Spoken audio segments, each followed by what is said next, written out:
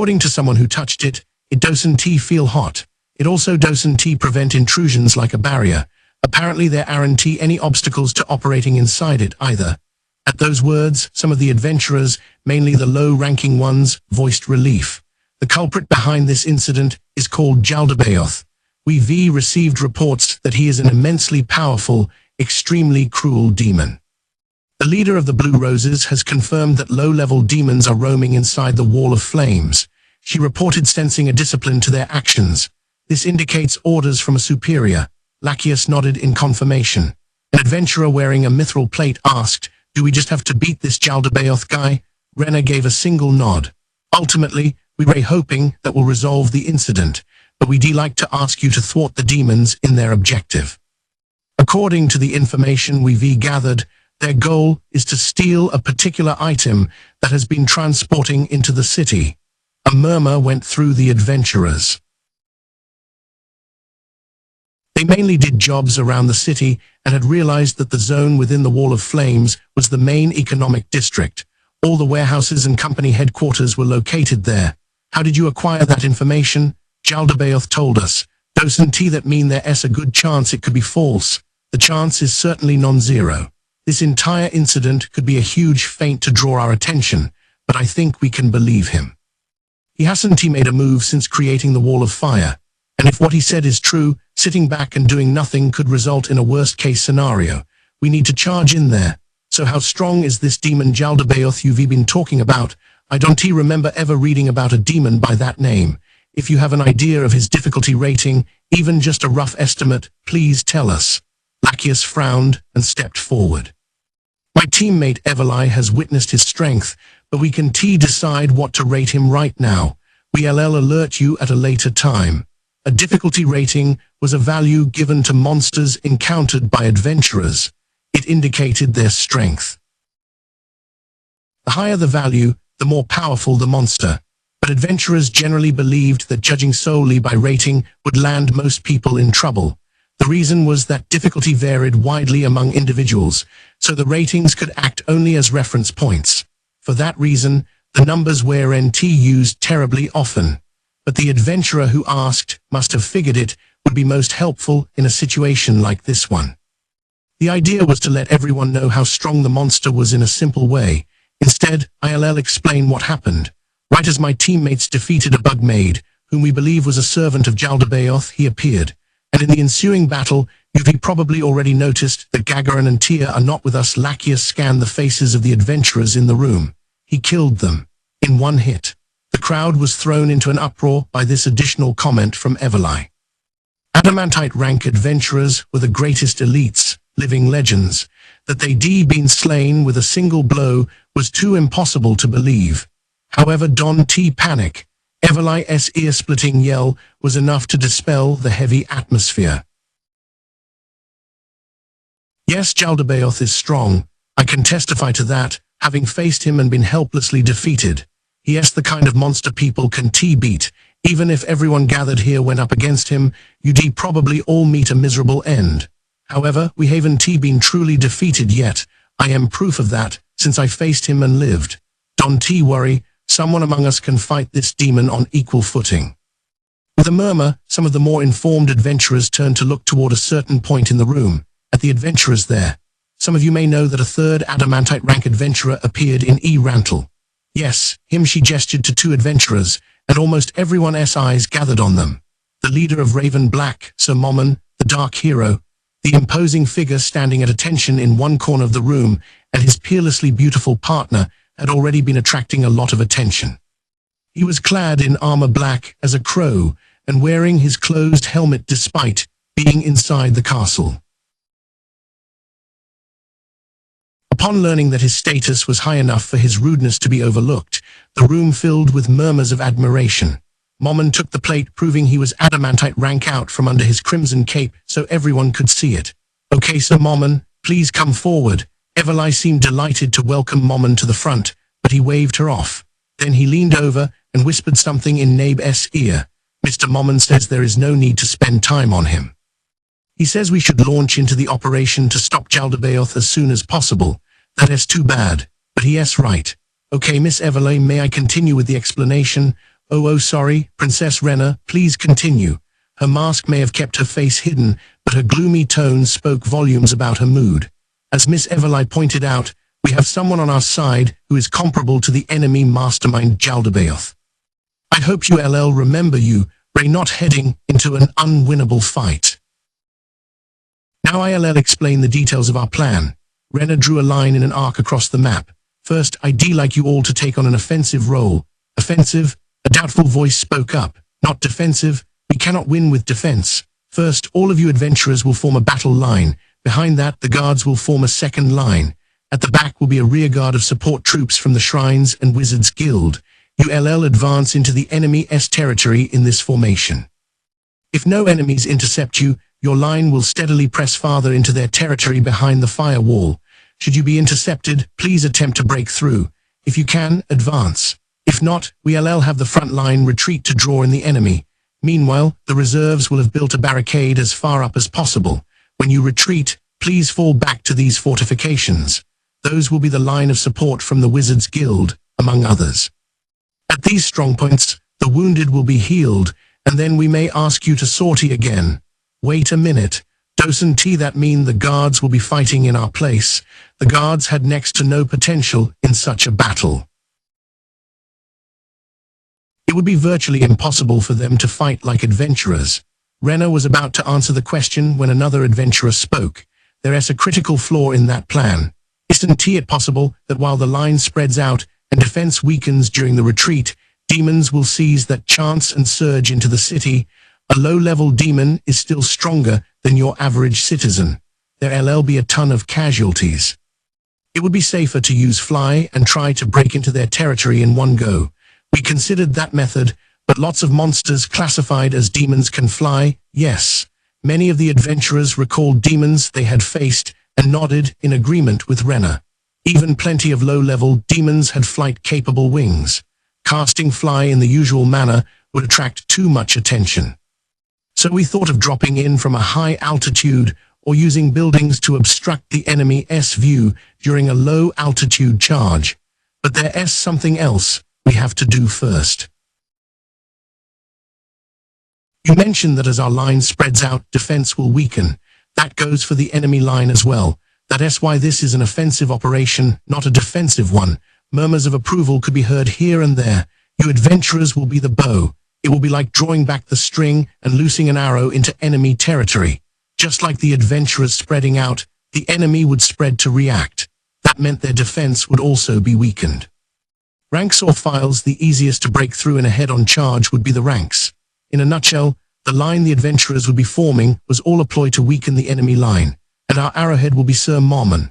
Once we've judged that the enemy camp has weakened sufficiently, we'll have him make a decisive charge at low altitude. What happened to the drops of red? These two may be adamantite rank adventurers, but I can imagine they'll be able to break through on their own. To make doubly sure we win, I think we need a protective squad to send after Jaldabaoth with them. On TU, at this question from an adventurer, everyone up front exchanged glances. The head of the guild answered as representative. They are currently out near the border of the council state on a job. We used message to relay the situation, but it would take at least half a day for them to arrive. It seems too dangerous to wait that long, so we cannot count on them for help this time. So what will the Blue Roses be doing? Are they going with Mr. Mormon? Having lost two of our members, our combat capability has taken a huge hit. Tia and I will assist in the battle to form the line. Everly will play a different role. I am currently recovering magical energy in order to accompany Sir Mormon. Then I have a different question for the captain there. What are the nobles' private forces doing? What about the select? The Blue Roses have lost Gagarin. If you substituted for one of them, couldn't they clear the way for Mr. Mormon? I'll answer that. Gazov took a step forward. The nobles' private forces are guarding their masters' houses. The soldiers are guarding the castle. My direct subordinates are protecting the royal family. A murmur went through the crowd. The same adventurer asked another question. Does that mean you're not going to the front lines either, Sir Stronov? That's right. My role is to remain at the castle to protect the royals. The mood shifted. There was agitation in the air. They understood logically that what he was saying made sense, but emotionally they refused to accept it. They were adventurers, and they were prepared to launch themselves into this deadly battle, receiving money in exchange for shedding blood. But if they were going to risk their lives for money, the nobles and royal family should do the same. They collected taxes. The crowd believed the elites should not be holing up in the castle, where it was supposed to be safest. They should be out in the field, spearheading efforts to save the people. What was the big idea, using the best forces only to protect themselves? As discontent with the nobles, and especially the royal family, mounted, Decisive stepped back. No matter what he said now, the adventurers would take it as an excuse. That was why Lachius spoke instead. I understand your dissatisfaction, but please remember this: the money to gather you all here is being paid not by the royal family, but out of Renner's private assets. And we were able to bring Sir Momon here, thanks to the noble Marquis Revan. He wants his soldiers as defense in case demons spread into the rest of the city, rather than joining us. I feel the same way as all of you toward the nobles and the royal family, but I want you to know that they aren't all like that. Lachius's words calmed the crowd a little. The adventurers had all decided to at least try not to show their resentment in front of Renner. Oh, that reminds me. There was something I was going to ask you to do while we were loosing the arrow. Climb, Your Highness, a spirited shout rang out. Everyone's attention turned to the boy in the white full-plate armor. I realize it's dangerous, he said, but I am going to ask you to go on a mission for us. Enter the enemy's territory and bring out any survivors you find. Adventurers cried, "Don't be stupid," and that's insane. Entering the area under enemy control to save people went beyond dangerous. It was almost an order to die. Escorting helpless civilians out of there was an absurdity. But Climb answered immediately, "Understood. I'll perform this duty if it's the last thing I do." It was no wonder people looked at him like he was crazy. "Princess," someone said, "sending Climb alone is too risky. Could I go with him? Is that all right with you, Sir Brain Unglaus?" A commotion went through the crowd at the mention of that name. For people who valued strength, Brain Unglaus was unforgettable. "Sure, I am fine with it." "Then please do." "Now could I ask just the leaders of each team to come forward?" As he watched the adventurers assemble at the front, Aints applied himself to a different task: networking. Subleaders kept coming up to him. They offered their team name, praised his gear, and said they'd like to see him again sometime to hear tales of his adventures. This was analogous to the Japanese custom of exchanging business cards. However, there was one difference. When exchanging business cards, you were left with documentation of who was who. But when meeting someone verbally, the only record you could rely on was memory. Aints thought to himself that you needed good recall to be a top dog as he frantically drilled the information into his brain. He figured it was important to remember team names and their rank. Of course, he allocated his attention and memory to only higher-ranking adventurers. There were also iron ranks and copper ranks who came up to say hello. He considered them safe to forget, as they lived in a different world. It was like the CEO of a large company never treasuring the business card of a small to mid-sized company's salesman. It was the natural order of things. Still, Momon paid close attention to each adventurer, so no one would know his attitude was changing, depending on whom he was talking to. He would shake their hand, pat them familiarly on the back, and respond to their dull flattery with a jolly laugh. They would praise each other. They probably figured the reason he kept his gauntlets on while they all sought a handshake after taking off their gloves was due to their difference in rank. Other than that, he greeted everyone on equal terms. He stared after a person he'd just greeted as they walked away. What a crazy color. He wasn't used to hair being hot pink. He knew that some adventurers dyed their gear gaudy colors, but this was the first time he'd seen someone with such loud hair. There were more adventurers in the capital than in Rantle, he thought. There were a lot of adventurers in the capital, so they had to work harder to stand out. It didn't seem anyone avoided you or thought badly of you for dyeing your hair here. With Aints' Japanese salaryman sensibilities, he wondered if pink hair was really appropriate. But it didn't seem like this world was very strict about those types of things. There were even children with dyed hair. Aints cleared his mind of hairstyle thoughts. He noticed a spirit in the adventurers lined up in front of him who seemed to follow Japanese customs. He focused a bit of his attention on Nazarick behind him.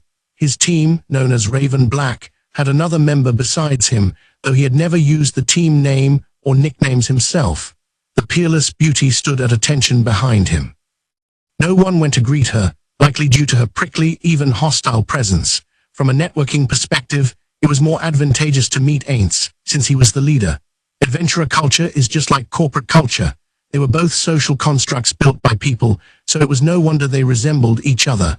After Aints had shaken so many hands, his own would have been sore if he were human. Everly came over once the number of adventurers waiting had dwindled. The people waiting their turn didn't say anything when she cut in. The only ones left were the lowest-ranking adventurers. He'd already finished greeting the highest, high, middle, and lower-ranking ones. These were little grasshoppers who had just barely begun adventuring. They were waiting for a chance to meet someone who, in comparison, was practically divine. They weren't about to complain about someone at the top. It seems like you're about done with your meetings. Do you mind coming over here? Aints glanced through the thin slit in his closed helmet at Gazef. If he was still over there, there was only one answer. Nabe, please greet those people on my behalf. I'll come once I've finished over here. The eyes of everyone who heard him grew wide. Sorry, the people here have been waiting their turn, so I need to meet them first, he told Everly, and went back to greeting the shrinking line of adventurers. Aints wouldn't hesitate to go if the CEO of a large company called. Even if small to mid-sized company, CEOs were waiting to meet him. That wasn't favoritism or discrimination. It was just the way things generally worked. If he stubbornly continued greeting people, they would think he was oblivious. This held true for salesmen as well, but sometimes it was necessary to prioritize profit over one's personal policies. That was a mandatory skill for a cog in the company wheel, but this case was different. I can talk to Gazef. We didn't talk much before, and I doubt he'd remember my voice from 2 months ago, but I'd be screwed if he did. Still, I have no doubt he wants to talk with me. I am a bit nervous about handing him off to Nabe, but I'll do that and lower my voice a bit. Up until now he was talking to so many people, I am confident he couldn't hear me, but now I should be careful. Okay, Nabe, get going. Yes, sir. Shifting his gaze from Nabe as she walked toward the princess and the others, Aints removed his helmet. He felt everyone looking at him. He shook his head back and forth, then he put the helmet back on. He would have liked to act out wiping sweat from his brow, but although he was wearing a rubber mask, his face was an illusion, so he had to perform flawlessly when he touched it. Otherwise, his hand risked apparently stinking into it. That was why he had only shaken his head. His objective had been to show Mommon's face to Gazef. He wanted to satisfy one part of Gazef's curiosity. It would be great if that, and Nabe's greeting, would stop him from trying to talk to me. Aints prayed and concentrated on greeting the adventurers. You seem pretty comfortable doing this. It was Everly's voice. She was still there. He took care to hide the fact that he wished she would escort Narbril over to the others. Instead, he replied in a kind voice. She might still be suspicious of him, so he wanted her to think he was being friendly. I don't really think I am comfortable, per se. Anyone who had ever worked in sales could handle this level of conversation. No, you are. Your wonderful attitude is truly worthy of a team leader. How obnoxious. He was in the middle of greeting these people. Don't stand there babbling, he thought, but he bottled it up. If he was rude to her now, it would defeat the purpose of holding himself back from killing her earlier. He approached his task with the detachment of a factory worker. He switched to saying brief hellos. Everyone knew Mommon's presence was being requested, so they were efficient with their greetings. After getting through the line, he shifted his gaze to where Gazef had been. The captain was nowhere to be seen. Aints put a monumental effort into suppressing his urge to do a little dance. He intentionally asked Everly next to him, "Did I take too long? It seems the captain of the Royal Select left. I am sorry about that." Oh yeah, he's gone. He's a busy guy, so it makes sense that he wouldn't be able to stay here long. But it's rude of him not to express his gratitude to our last resort in protecting the kingdom.